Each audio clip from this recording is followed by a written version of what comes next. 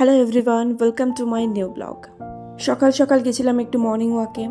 আর জানো তো, ভগবান সব জায়গায় নিজে উপস্থিত হতে পারেন না বলেই হয়তো এরম ধরনের মানুষদের সৃষ্টি করেন।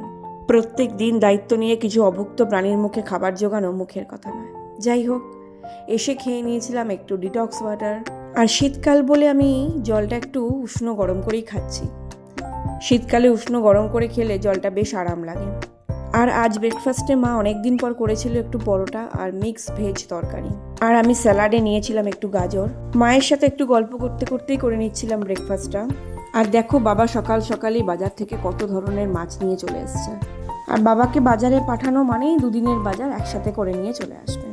আর জানো তো, আমার কিন্তু মাছের পেটি খেতে ভীষণ ভালো লাগে। তারপর ফ্রেশ হয়ে দুপুরে একটু বসে পড়েছিলাম লাঞ্চ করতে। লাঞ্চ বলো বা ডিনার, যখনই বসবো একজন ছোচা আছে যে লোভ দেবেই। আর দেখো মুখটা, আমার অ্যাকোয়ালজিকার আগের টোনারটা প্রায় শেষের পথে, তাই পার্পেল থেকে অর্ডার দিয়েছিলাম একটা টোনার আর একটা ফেস ওয়াশ।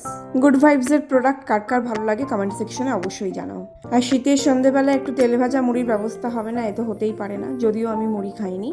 দিনটা এভাবেই শেষ করলাম। চলো, ভালো থাকো, সুস্থ থাকো, দেখা হচ্ছে নেক্সট ব্লগে। বাই।